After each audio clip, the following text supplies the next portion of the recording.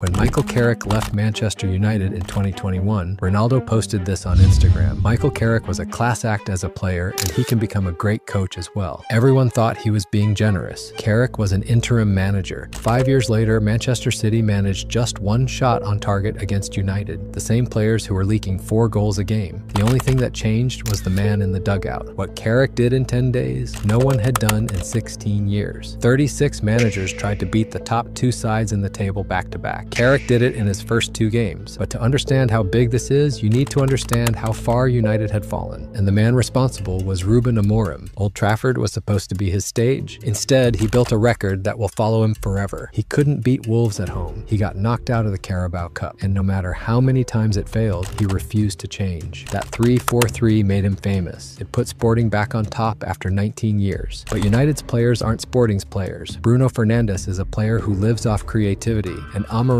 buried him in defensive responsibility. Casemiro was finished. Mainu was heading for the exit. Instead of adapting to the players he had, Amorim insisted on his way. After the draw with Leeds, he hid out at everyone around him, said he wasn't a coach, he was a manager. The next day, he sat down with Jason Wilcox. Wilcox calmly suggested a change of system. A day later, Amorim was sacked. The season doesn't stop. United still had games to play and no one in charge. The choice landed on Michael Carrick. Why Carrick? Because in his interview, he did something Amorim never did. He listened, he didn't set conditions, he didn't talk about needing 3 years to build a process. He asked what players were available and how to get the best out of them. Before this, Carrick had spent 2.5 years at Middlesbrough. The club was a relegation candidate in the championship. Within months, he had them near the top of the table, playing attacking, attractive football, and most importantly, he transformed players. He gave them clear instructions, he turned an average striker into a 29-goal a season forward. The moment Carrick took over, the Amorim nightmare was over. From game 1, there was no philosophizing. He went with a 4-2-3-1, a shape every player in that squad understood, and the changes were instant. 2 holding midfielders instead of 1. Casemiro was no longer exposed. He had a partner covering the space. He could focus on what he does best, reading the game and cutting out attacks. Bruno moved back to the 10, receiving the ball facing goal, free to pick the right moment for the final pass. Dorgu arrived at United as a left back. He gave him a chance on the left wing. Risky? Absolutely. If it hadn't worked, everyone would have called it a stupid decision from the new manager. In a derby where nobody expected anything from United, Carrick had been in charge for 3 days. The squad was broken. City were chasing the title. Carrick set a trap. United dropped deep, let City have the ball. Nearly 70% possession for the visitors, and they couldn't do a thing with it. Maguire and Martinez shut everything down, and when City started losing patience, United struck. 65th minute. Bruno drives forward from inside his own half, picks out Mbeumo's run, and slides it through. One touch, one finish, bottom corner. Old Trafford explodes, then Cunha comes off the bench and sends a cross in from the right. Dorgu gets ahead of Rico Lewis and hammers it home. 2-0. After the game, Lisandro Martinez said it was the best atmosphere at Old Trafford since he joined the club. And now back to where we started. In 2021, Carrick took temporary charge of United for just 3 games. 3 games unbeaten. Ronaldo under Carrick scored 3 goals in 3 matches. He wasn't even in the starting lineup against Chelsea, and he didn't complain. And we all know how big Ronaldo's ego is. That's what everyone misses. Ronaldo was never the problem. His problem was with managers who didn't know what they were doing. 5 years later, we're watching the same Carrick. Arsenal hadn't lost at the Emirates all season. This time, Carrick didn't come to sit back. It started with a Martinez own goal, but that's where you could feel the difference. Amorim's United would have collapsed right there. This United responded. Before halftime, Mbeumo pounced on a Zubimendi mistake and equalized. Then, 50th minute, Dorgu produced a stunning half volley from 20 yards after a quick 1-2 with Bruno. Arsenal pulled level through Marino from a corner. That would have been a fair result, but then Cunha picked up the ball 30 yards out. He turned and with ice-cold confidence curled it into the bottom corner. Arsenal hadn't conceded 3 goals in a single match since December 2023. This was United's first win at the Emirates since December 2017. 2 weeks earlier, United's own fans were booing. At the Emirates, the away end was singing, "We're gonna win the league." For a lot of people, Fulham was the real test, and it was tight. Deep into stoppage time, it was 2-2. Then the man everyone had written off scored the winner. Under Amorim, Sesko looked like a player who didn't belong at this level. The same player who didn't want to take a penalty against Grimsby. Gary Neville said he was miles behind Cunha and Mbeumo. Even Amorim admitted it. Sesko was struggling, and that was a fact. And that exact player in the 94th minute, back to goal, turned and fired it into the top corner. Old Trafford went absolutely mental. And then came Tottenham. Spurs hadn't lost to United in 8 matches. 29 minutes in, Cristiano Ronaldo Romero went in studs up on Casemiro, straight red card. 9 minutes later, United made them pay. A corner routine off the training ground. Mbeumo slots it home, his 6th Premier League goal against Spurs. 2-0, Bruno's 200th goal involvement for United. Only Wayne Rooney reached that mark faster. This doesn't mean Carrick is a genius. He didn't invent a new system. He did what was obvious, what Amorim refused to do. Dorgu picked up an injury. Casemiro is 33. There's a massive amount of work ahead if Carrick stays beyond this season. But the most important thing is that something is finally changing at United after billions spent going nowhere. The players look like they believe in each other again. The atmosphere at Old Trafford is back, and you can't buy that.